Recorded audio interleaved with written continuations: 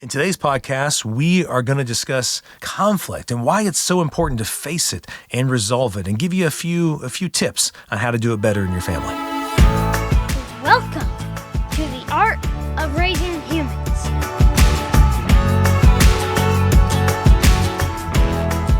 Hello and welcome to episode 67 of the Art of Raising Humans. I'm Kyle. And I'm Sarah. And today we want to start part 2 on a conversation about conflict. Yes. Last week we started a conversation on dysfunctional conflict. Kind of what defines a dysfunctional family is their inability to face and resolve conflict. Okay, it's one of the key components that you're looking for. And we also talked about every family has some aspect of dysfunction in it. Right. You know? Right. Nobody's perfect. We're not going to be perfect. And I've never met a family that can resolve every conflict, right? Right. I mean, there's some conflicts that are just hard to discuss, right? Some conflicts that are hard to face. The goal isn't to necessarily, that's not the goal. The goal is just more often than not, we're creating a family where conflict can be discussed and faced and resolved. Right. And we are more focused on us as parents and our children. So the home that we're in, we'll touch on this later, but we're not necessarily talking about all the aunts and uncles and grandparents and great-grandparents. And, we're talking about your home environment and how to create that space. Yeah, I'm sure everyone listening to this, you've got, if you think about it, I'm sure there's names, faces popping up in your mind right now about conflict that you're like, how would I ever resolve that? Right. And so we're not trying to have a discussion on here about how to resolve every conflict in your life. It's instead how to create an atmosphere. First, how to be a person who is safe to have conflict with. Yeah. I'm thinking of the movie A Few Good Men, where he said, you can't handle the truth. Right. And all too often, conflict isn't getting resolved because the kids think about their parents, you can't handle the truth. If I tell you the truth, you can't handle it because you freak out or you shut down or you start to cry every time we talk about it. You get mad, blow up at me, send me in my room. Yeah. So we're just trying to discuss here about how to create a family where conflict is okay and that conflict is accepted. Conflict is actually invited if it's gonna, we're gonna use it as a way to grow closer together. I love that idea that conflict is an opportunity. We have a whole podcast about that, about conflict being an opportunity to either pull away from each other or to get closer to each other. So if I can just kind of plant that idea that conflict is an opportunity for isolating or moving towards and being more intimate, And so every time you get human beings together, there is going to be conflict. Yes. Conflict is inevitable. Yes. Because we have our own agendas, we have our own wants and needs and opinions and ideas and et cetera and et cetera. Yeah. And so unless we're all clones of each other, which we're not, those things are going to butt up against each other sometimes. And that's healthy, normal, and okay. Well, once again, anytime you rub against somebody, it causes friction. Okay. Right. So the closer I get to you, the more friction there's going to be. And that's physically, but also emotionally, all that kind of stuff. So just if I start with that premise, you're not getting conflict out of the family. It's part of it. And all you can do is suppress it, like stamp it down by getting mad every time it comes, or just ignore it. Those are two ways a lot of families sweep it under the rug. Yes. So we want to present a third option, is instead to face it with open hands, to co-create a resolution with that person you're having the conflict with, But before we do that, I want to go back to the triangulation. You remember? So the triangulation, just to recap that, you've got this triangle of a victim, a persecutor, and a rescuer. So we want to be aware of that. Am I being a referee? Is my kid pulling me in to team up against another kid? Is, as spouses, are we teaming up against our children? Or is one of the kids helping me team up against my spouse? And all these kind of things are real common. And I want to be real. Very hard to avoid. Yeah. Sometimes you're halfway in the middle of it before you realize, that's what we're doing right now. I mean, you and I have experienced this a lot. Yeah, There's many times you're like, what is Kyle doing? I don't know if I agree with that, Yeah. Or I'll think, I don't know if I have Sarah's back on that because I don't think that, and it seems like you're not being loyal to the other person. Right. And that somehow we're supposed to agree every time. Otherwise, the kids will see a fissure and they're now going to exploit it, Right. As opposed to just saying, that conflict's really not between me and that person, So, you want to point them back to each other. And believe that the other person can do it. Yeah. And I've appreciated that so much, Sarah, with our relationship, is there were times that I blew up and I got mad and you definitely did not approve of how I was handling it. Yeah. But you trusted that inevitably I was going to come back around and I was going to reconnect with the kids and we were going to resolve that conflict. Yeah. That's because if I go in and I make it better, so to speak, it doesn't ever fix the thing that happened between you and the child. And I want guess that, and I knew you would go and I guess I'd speak to that, Sarah. I'd speak to that to any parents who are listening to this who go, "Wow, well, that's not how my marriage is." Yeah, I don't trust that they can. Is you really, as a couple, need to come together and make a commitment to trust that the other one does want what's best for the kid. Really is trying their best to help that kid and love that kid. And I know there's obviously cases of abuse, and we're not talking about that. I was going to say, we're not talking about that. The scope of this is not talking about unhealthy, hurtful, damaging, those kinds of things. That's not what the scope of this is. This is we're talking about we obviously want your relationships. environment to be safe. Yes. But you eventually have to see the best in one another and believe that the other person really does want a good relationship with that And kid. if anything, help each other do that. Yes. Versus coming in as the rescuer. Yeah, because I think it's easy. Once I start to judge you, Sarah, and think that you are the persecutor and you are the bad guy, I need to team up and protect my kids, it's hard for you to get out of that. Then I start to notice that, and then you feel defensive, so then you act more. And the children learn they learn to look for that, and it's not going to stop there. They're going to be married someday, and then they're going to look for someone to jump in that relationship. They're obviously going to be at work someday and look for that same thing. So it just teaches them to always I'm always the person who's aggressing and hurting someone, or I'm always the victim, and they're just looking for that dynamic because it's what they learned in their childhood.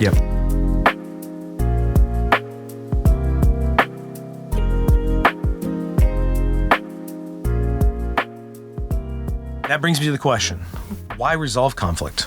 Why is that important? Lots of reasons. Okay. I feel like my mind just goes, how are we going to cover that? But to be healthy and whole, because even though I sweep it under the rug, it's actually not gone. It's still there.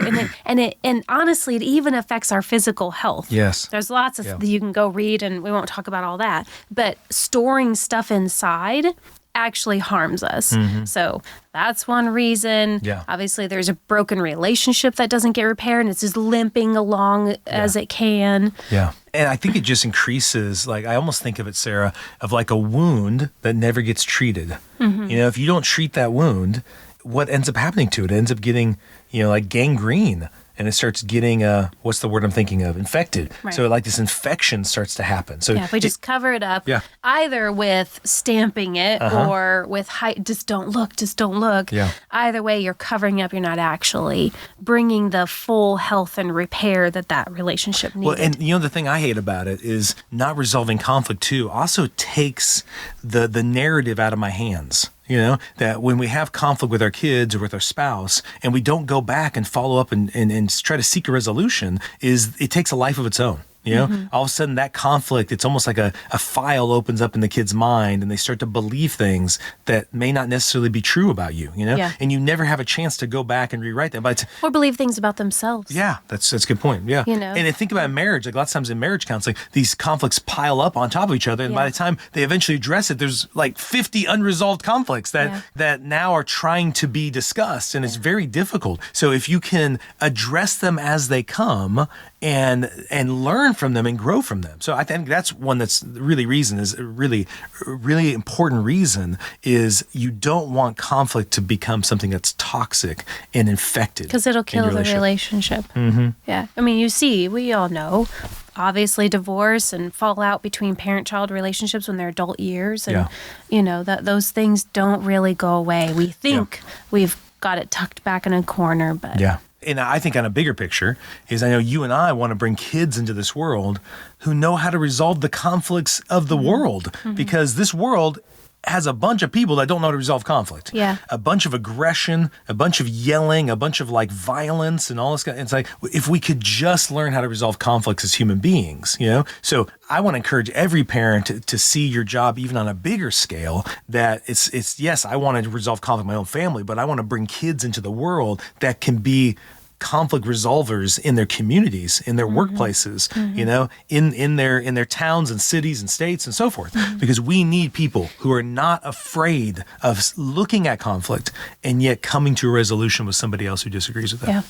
I also think that whenever you have a conflict that's unresolved and we've just kind of shut it down in whatever way we have done that, that there's that piece of somebody that's still always hidden and they didn't get to be fully known and they didn't feel safe to do that or wasn't allowed to do that or whatever it might be. And so the relationship is just sort of sad that somebody's hidden and tucked away instead Can't be of themselves. being fully known, fully loved, fully understood, with that open communication between each other. Yeah. And that's... No, you can feel that. Like I said, I've talked to many teenagers who will bring subjects up, and when I ask, are they willing to talk with this about their parent? And they say, no, I'm not willing to do that because I don't think it's going to go well. I don't think it's going to be resolved. I don't think they're going to listen. Yeah. And the kid has just resigned themselves to the fact that there's just part of me that my parents will never know.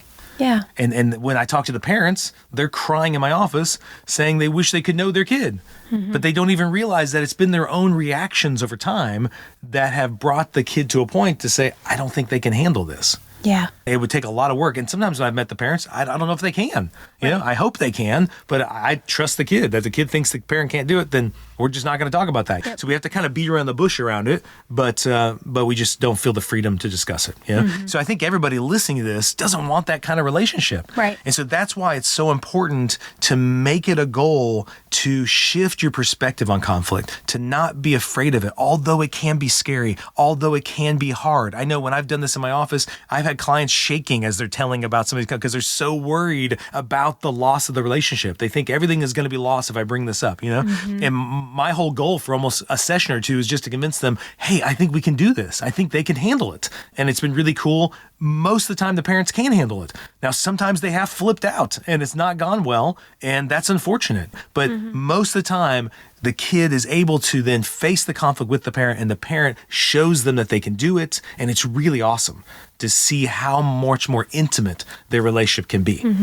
And that's our power as a parent, to take care of ourselves and get ourselves into healthy places so that our children can bring their full selves to us, including all the conflicts that will be there at some point.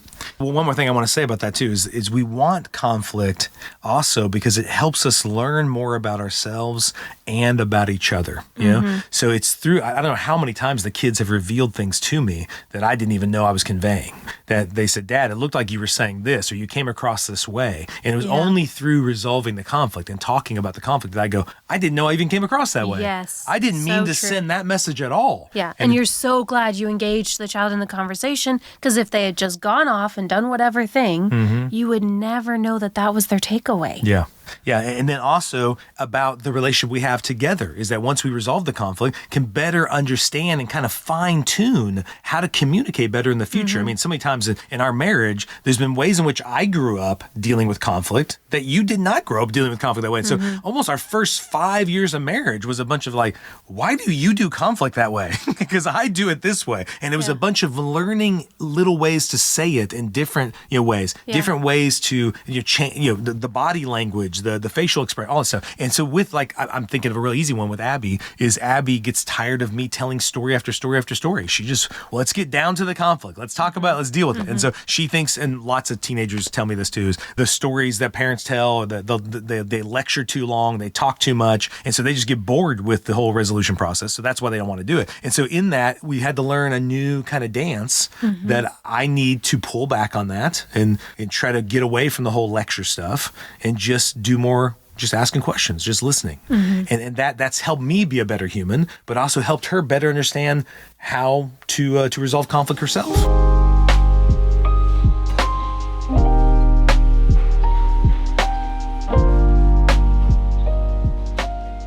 Sarah and I, when we were discussing this, we do realize that there are going to be conflicts that may just not get resolved.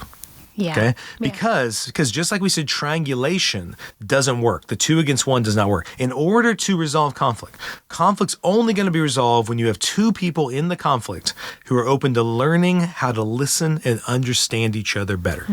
So 2 people have to come to the table willing and have a desire to resolve that conflict. Right. Yeah. So we have those conflicts with, let's say you're a grown adult. Let's say me, if I had a conflict with my father, but I know he's not willing to talk about that. He's said that, or he did. And there are some times I have to acknowledge, okay, I'm just not going to be able to go engage that conflict with him and have a resolution. Yeah. Now, that doesn't mean I can't resolve it within myself. Exactly. Yes. And this podcast is not meant to cover that, but forgiveness or getting my own healing or something like that, that there are ways to find resolution from within yourself. Yes. Yeah, and still, and heal and repair myself if I can't go and fix something with somebody else. Yeah. So there are times, and people say it's not safe for me to go talk about this, Yes. and we honor that and respect that, and that is entirely true. Coming back to with our children, though, I think if our child isn't willing to engage something with us, that's sort of on me. Yeah. That's good. Now, there comes a point where they've grown, and maybe you have changed, and they're not willing. Yeah. They don't feel like that's safe. They don't trust that. But you have a lot of power to create the space that they will engage. Yeah. That's great. Yeah, and so I love how you brought that back to what we're trying to do here is understand that, yes, outside of the family, there may be unresolved conflict. You can do some work to resolve the conflict within yourself. But as we're raising little kiddos, we want to create a culture, of value that conflict isn't too much for us. We can face it. We can discuss, and we need to. We need to if we're going to have the family we want. And it's an invitation. It's not running down the hall. We're going to solve this conflict. Get back over here and resolve this conflict. It's not like that. It's a constant invitation for your child to show up, bring their ideas, thoughts, and opinions, no matter how uncomfortable, and we can join together and resolve this. And I'm telling you, this is going to be one of the hardest things to invite your kids into because your kids are going to see you mess up a lot. They're going to see conflict between mom and dad that doesn't seem to go well. They're going to see conflict between kids at school. Conflict. I mean, like I said, they're getting a lot of messages that conflict is not something you want to address or follow. So lots of the kids are just so busy, Sarah. They're busy from the time they wake up to the time they go to sleep. Yeah. Conflict takes time. It's got to happen an invitation, and a space has to be created for that. And lots of times we just stay so busy, we don't ever have time to address the conflict. So I'll ask parents, some big event will happen. They'll come to me in a session. It's something that happened a week ago. They still haven't talked about it with the kid. There's been no follow-up simply because they've been so busy. Yeah. And it's easier to stay busy than it is to go back. And then by the time you're willing to follow up, it seems like old news. Yep. There's been people do that in their relationships too. Right? I mean, the kids are very in tune with that. They'll see if, there was some tension there, or, this mom or dad is always giving in to the other parent, or, the kids pick up on that. So it's not just the yelling conflict, it's the quiet conflict as well, the passive-aggressive conflict as well. Yeah. Children see all of that. And if that's not getting resolved, they're learning from that. Yeah. Yeah, I remember Dr. Becky Bailey saying that, Sarah, that she said kids don't learn necessarily how to do conflict resolution between you and them. They watch how you do it with their other parent, because they're thinking, this is nice how you do it with me, even if you do it really well. But if you're not doing it well with the other adult, they're like, well, when I become an adult, that's how you're going to do it. Eventually I'll become an adult and I'll yell or I'll be passive aggressive or whatever it is. So it's really important. I tried to be really intentional, what you and I both did, about how are we resolving conflict with the kids, with each other while the kids are present. How are we doing? Are we just putting it under the rug? Are we addressing it in a healthy way? Are we blowing up at each other? What are we showing the kids about conflict resolution? Okay, so a couple key helpful things I think that you could take away from this is moving away from being a referee to being a coach. So if you're trying to resolve conflict among kids, and even this can work with a parent and a kid, is just be a coach. You're on the same team. You're not on opposing teams. So what that looks like is, I know, Sarah, you've done this before, where I've been in a conflict with one of the kids, and you say, hey, I have some thoughts on that, some things, and I say, okay, tell me, right? And then you'll throw some ideas at me, and it might even be there in the midst of the conflict. But it's like you helping coach both of us. Other times we've done it with our kids, to where Abby and Brennan have been fighting together and we coach them through that. We don't think either one of them needs to get a card or needs to get a flag. Right. We think both of them want to resolve the conflict. They just need help. Yep. Even in the case of, hey, I'll make up something. Yeah, blame was obvious. Yeah, Brennan hit Abby for no reason. She was just being this sweet girl, and he just walked up and hit her. And let's say something really obvious like that. That's still a coaching opportunity. Yes. Yeah. That's still what was going on inside of you, Brennan? Because he didn't just walk up and hit her. Something was there. Bring it to light. Help him to voice that and learn the skills. Yeah. So we won't get into a whole lot of that, but I'm saying sometimes I think, I hear that and I go, yeah, but sometimes this person was just really in the wrong. Yeah, and I need to come It's in real there. easy to team up and go, he's obviously the bad guy. Yeah. But all of those are still coaching because he Yes. still can learn how to work with that and voice that. And then she can still learn if someone walks up and just whacks her How to in handle the that. face. Right. What can I do? How can I talk to him? But I'm pointing them to each other. Yeah, it's great. As a coach. You're always pointing them to. It takes two to come together, and then you're coaching them through. Yeah. The other one I like that a lot of parents have used to try to help with this, Sarah, is maybe having like a truth table. A table I where love they that. can sit down with the kid, and that table is just, you can say whatever you're thinking and feeling, whatever you're, and no matter what it is, I promise you, I will handle it. I'm not going to blow up at you. I'm not going to, and that has lots of times switched the dance, the dance that the kid isn't willing to talk about it. And once the kid go, wow, I can say it and you're not going to blow up at me. Okay, then I would love to try that. So I think Yeah, having a especially truth if table you is- have that history of blowing up or not having the best reactions, Yep. the reactions that you want to have, that's okay. If you're in it, your child won't trust you at first, that's a great way, I think, to bring it, to practice it. Be ready, and they'll probably test the waters. They're going to throw Yeah, something out there. exactly, yeah. How you doing with that one, Yeah, mom yeah, or dad? How you doing with that one? Yeah, can you And handle as it? long as you make this a regular thing and you keep showing up and being able to handle it and talk about it, then they will start chunking out the really deep stuff inside. That's great. Okay, so what I hope you're getting from this podcast is just to start noticing, what is your goal in conflict? Is it to make it go away? Is it to ignore it, hope it disappears?